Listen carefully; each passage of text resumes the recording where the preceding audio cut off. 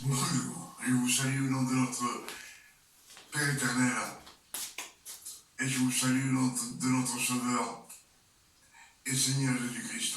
Une fois de plus, je suis parmi vous et je suis heureux.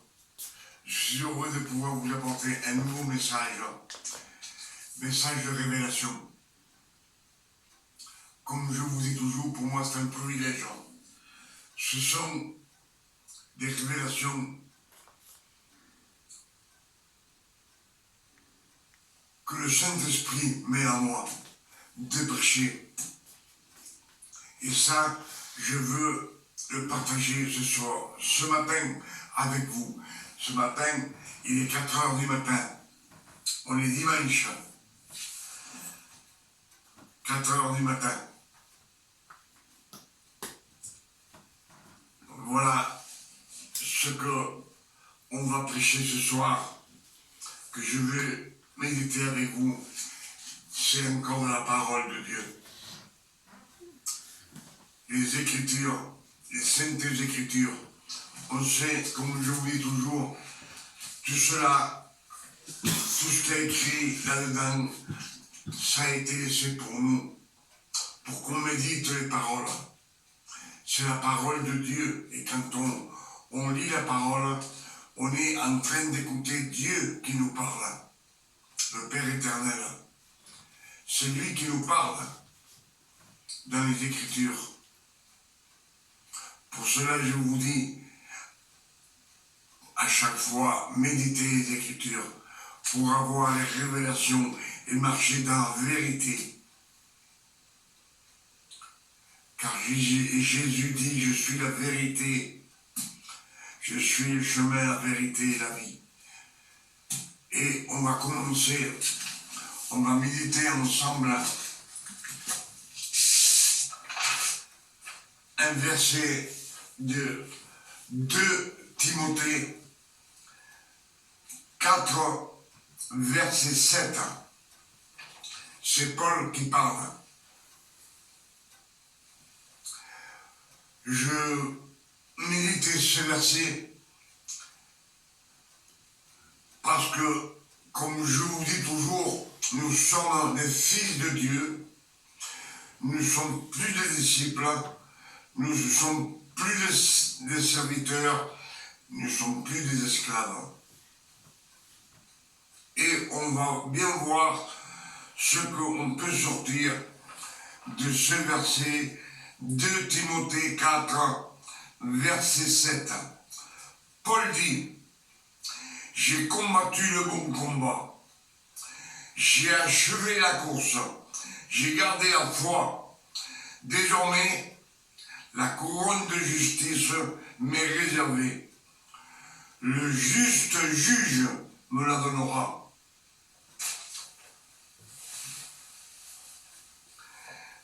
Paul dit, j'ai combattu le bon combat, j'ai achevé la course, j'ai gardé la foi. Désormais, la couronne de justice m'est réservée. Le juge juste me la donnera. Pourquoi Paul dit, j'ai combattu le bon combat? Pourquoi est-ce que Paul dit, j'ai combattu le bon combat? Le bon combat, c'est parce que les fils de Dieu doivent seulement prêcher la parole. Les fils de Dieu doivent seulement prêcher la parole, pas faire autre chose. C'est bien ce que j'arrive à sortir de ce verset.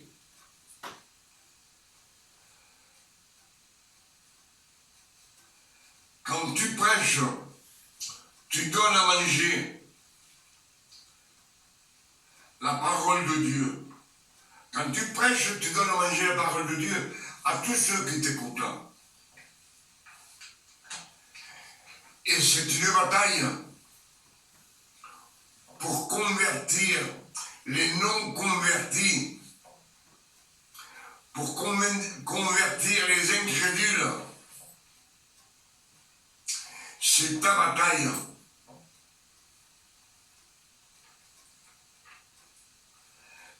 Pour convertir tout celui qui ne croit pas en Dieu, c'est la bataille. Et persister, il faut persister, de prêcher tous les jours de notre vie. C'est une bataille constante.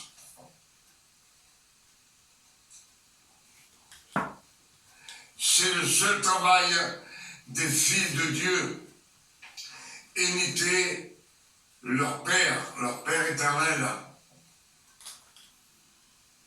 Je pense que j'ai été clair avec vous. Ça, c'est le bon combat que Paul a mené toute sa vie.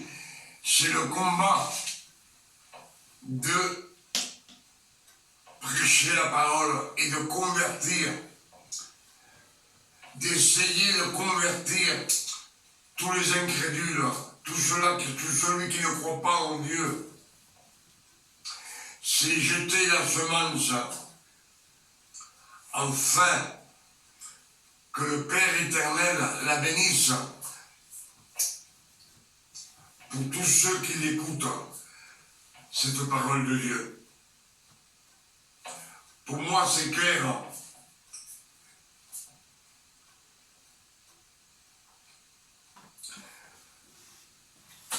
On est des fils de Dieu.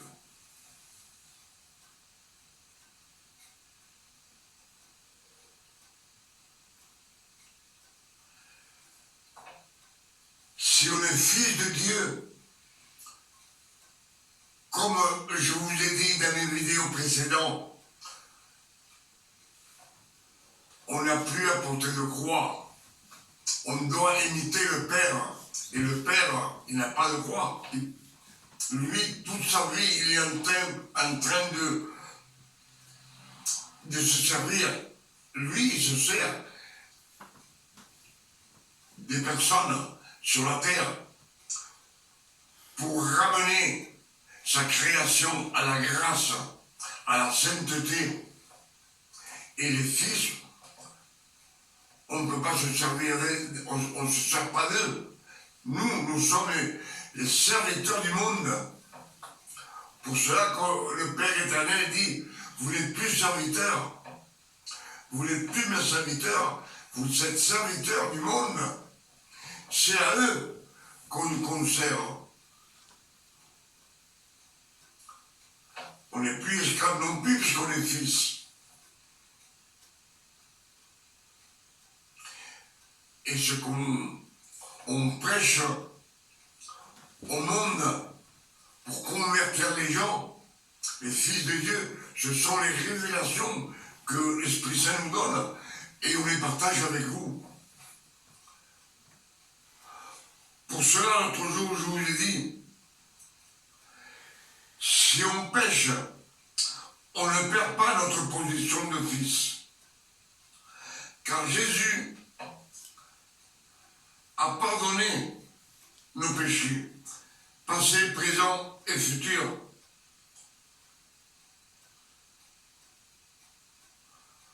On ne perd pas notre position si on pêche. On a péché, on confesse les péchés au Père. Et on donne grâce pour l'amour éternel qu'il a eu pour nous sur la croix. Ce grand amour qu'il nous a offert.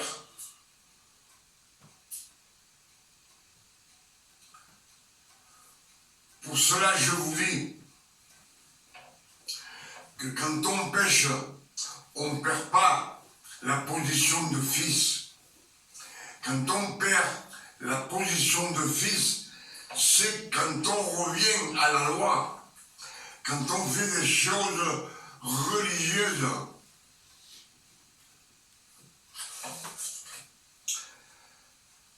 Quand on fait des choses religieuses,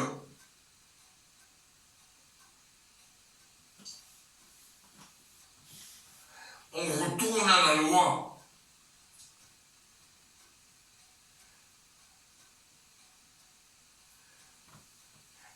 Et Christ a payé une rançon pour nous racheter de la loi. Il a payé cette rançon avec son sang précieux.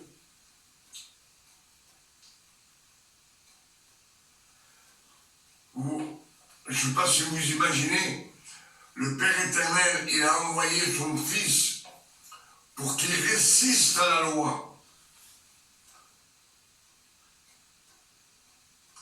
Il accomplit toute la loi. Il a souffert pendant 33 ans sur la terre pour pouvoir racheter ceux qui sont sous la loi.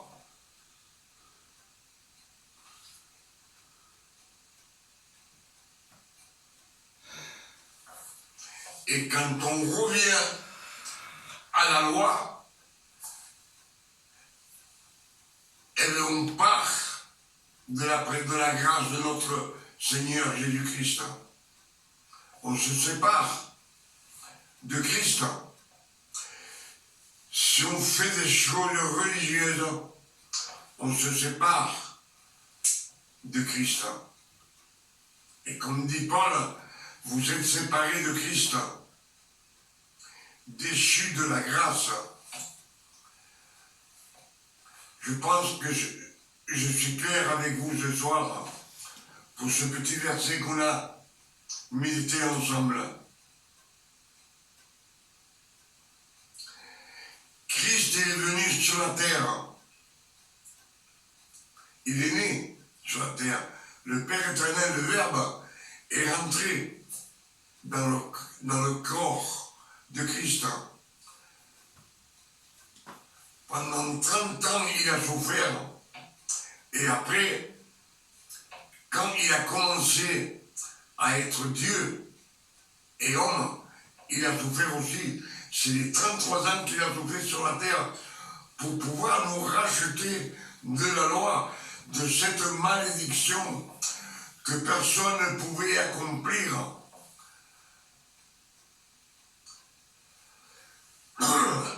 Et alors, il vous dit, venez à moi, je vous ai racheté. Vous n'appartenez plus à la loi. Vous appartenez à celui qui est ressuscité de la mort, c'est-à-dire à Jésus. On lui appartient. Pour cela, je vous dis que les choses religieuses, quand on les fait ou on les parle, même parler des choses religieuses par rapport au Seigneur, vous éloignez de Christ. C'est pas quand vous péchez que vous vous éloignez de Christ. Quand vous péchez, Dieu, le Père éternel, ne voit pas vos péchés parce qu'il a effacé le péché du monde. Jésus, avec son sang, il l'a effacé. Il a effacé nos péchés passés, présents et futurs pour toute l'éternité. Je pense que ce que j'ai partagé avec vous, c'est clair. Pour moi, c'est clair. Si vous avez été attentif à ce que je parle, quand vous regardez cette vidéo et vous écoutez, soyez attentifs et vous comprendrez que ce que je dis, c'est écrit. Que c'est pas moi qui le dis, comme je vous dis toujours, ça vient des Saintes Écritures. Je pense qu'on a médité ce petit verset et quelques révélations ensemble ce matin. Et là, je vous dis que Dieu, avec ce message, vous bénisse.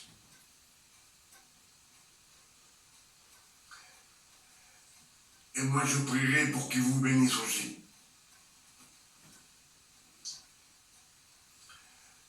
Là, je vous dis que Dieu vous donne une nuit de repos, de tranquillité, de paix, de santé, de bonté, de révélation. Et moi, personnellement, je vous dis que Dieu vous garde et vous bénisse ce soir, vous et vos familles, dans le bon nom de Jésus. Amen. À la prochaine, si Dieu le veut.